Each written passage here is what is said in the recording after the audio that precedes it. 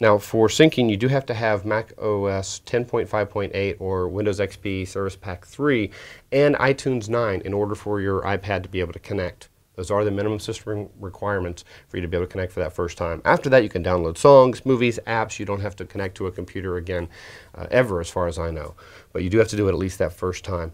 And if you bought it from an Apple store, they might be able to sync it, start it up for you for the first time without having to have a computer. But that depends on whether you have an Apple store in your town or not. But you probably know somebody who has a computer like that who can probably sync it up for you. But realize it's not a standalone computer. It does have to be connected up to another computer at some points in order to do updates and for you to be able to use it for the first time. When it does sync, it does automatically sync unless you've turned off automatic syncing in iTunes. So if you hook it up to one computer, then you hook it up to another one, it's going to start syncing automatically with the other one. Even if you just meant to plug it in to charge it, it is going to start syncing automatically. Now there's no USB ports. You have this little device down here to connect, with a USB on this end, but that's not the kind of USB that you can really connect other devices to. Like you can't connect a printer to this type of device. Which leads me to another point. Not only can you not attach printers, scanners, things like that to be able to put input or output of certain content, you also cannot print. So if you go into a mail program and say, I need to print this message out, or I want to print out this document, no printing. You can't print directly from it. Even if you have a network printer, you cannot print directly to it. So not only does it not have a USB, it has no printing options whatsoever, which may be a big downer for a lot of you. So this, again, not a standalone computer, because when you need to print something out, you're going to have to email it to yourself and then go to a real computer in order to print things out. That's really a minus considering they actually put a word processor in the iPad. Well, they didn't. You have to buy it for $10. It's called Pages that Apple provides. But there's other programs that do handle text, but there's no way for you to be able to print those out. And as much as I'd like for this to be a paperless society, the reality is we do use paper. There's something nice about it to be able to view stuff side by side. When you only have one computer screen, you may need to look at several pages laid out together. So it would be nice if it did have a printing feature. Now, heat. I've played with this thing a long time, and I've found no heat build up with this. Let me turn that lock. It's going to drive me nuts. I found no heat. It's not hot like a laptop, which is a big plus. Laptops are often very warm after just a little bit of play, and this one gives no heat.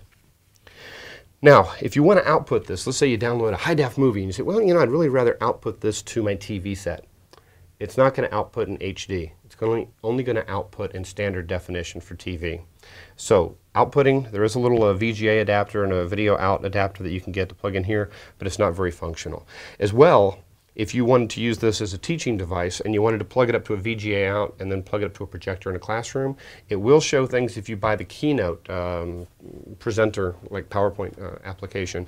It will show Keynote presentations, and it will show some videos that you output out to from this device out to the TV, but it will not say, let's say I go into my web browser, it will not output on the screen. My web browser or whatever I see on my screen here, on my icons here, that's not going to output to the projector either.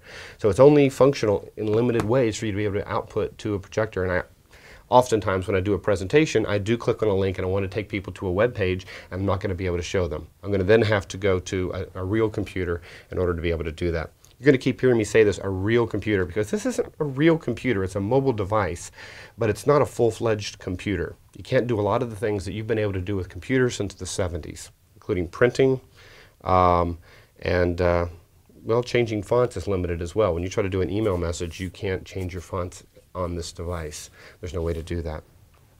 There's no multiple users as well. So let's say I want to use this and I want to have certain emails up and web browsing, sync it with my email. My wife can't then grab it and say, now I'm going to go to the web and check on my stuff, and she may get rid of some of my web pages that I left up that I'm still reading because she's on the same thing. She also can't arrange the icons in her way without messing it up for me.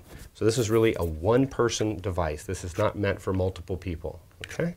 So no multiple users. Kind of a downer, but I guess for $400 you can always buy a second one, right?